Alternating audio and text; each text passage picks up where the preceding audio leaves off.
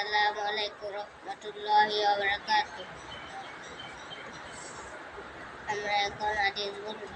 1 নম্বর হাদিস শরীফ, আখলিস দীনাকা ইয়াকফিকাল আমালুল কলিল। হাদিস শরীফের অর্থ, তোমার ইমানকে খাঁটি করো, অল্প আমলে নাজাতের জন্য যথেষ্ট হইবে।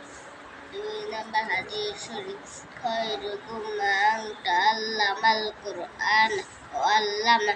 হাদিস শরীফের অর্থ, তিনি এর মধ্যে সর্বোত্তম ওই ব্যক্তি যে কুরআন মাজিদ শিক্ষা করে এবং শিক্ষা দেয়।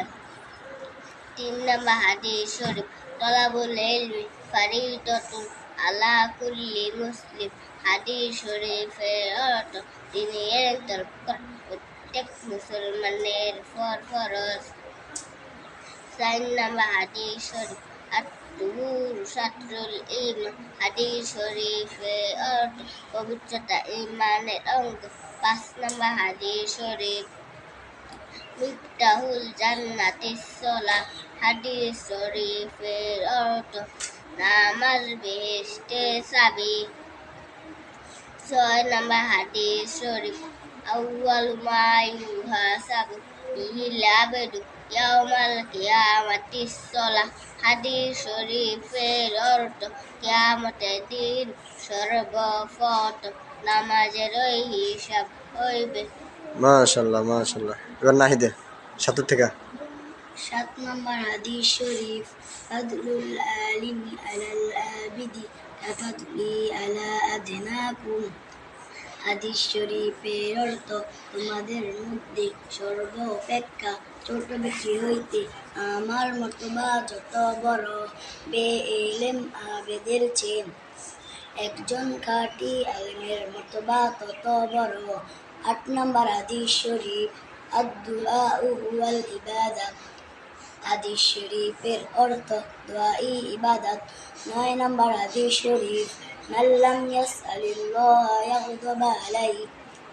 হাদিস শরীফের অর্থ, যে ব্যক্তি আল্লাহ তাআলার নিকট দোয়া করে না, আল্লাহ তাআলা তার উপর রাগান্বিত হয়। 10 নম্বর হাদিস শরীফ, লা ইয়ারহামুল্লাহু মান লা ইয়ারহামুন নাস। হাদিস শরীফের অর্থ, আল্লাহ তাআলা ওই ব্যক্তির উপর রহম করে না যে মানুষের উপর রহম করে না। 11 নম্বর হাদিস শরীফ, আল মুসলিমু মান সালিমাল মুসলিমুনা মিন লিসানিহি ওয়া ইয়াদিহি। হাদিস শরীফের অর্থ, খাঁটি মুসলমান ওই ব্যক্তি যার হাত ও মুখ হইতে অপর মুসলমান নিরাপদ থাকে। 12 নম্বর হাদিস শরীফ, উব্বুদ দুনিয়া রাফু কুল্লি খতিয়া। হাদিস শরীফের অর্থ, দুনিয়ার মুহাব্বত সমস্ত গুনাহের মূল। আর বলো।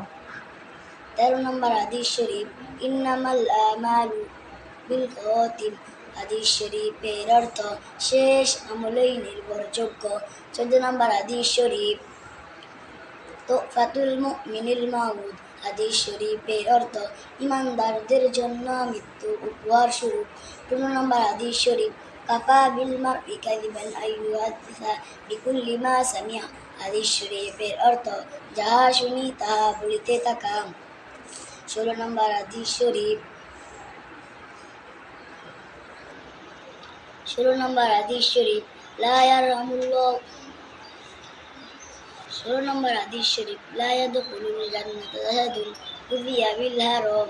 হাদিস শরীফের অর্থ, হারাম ভক্ষণকারীর শরীর বেহেশতে প্রবেশ করিবে না।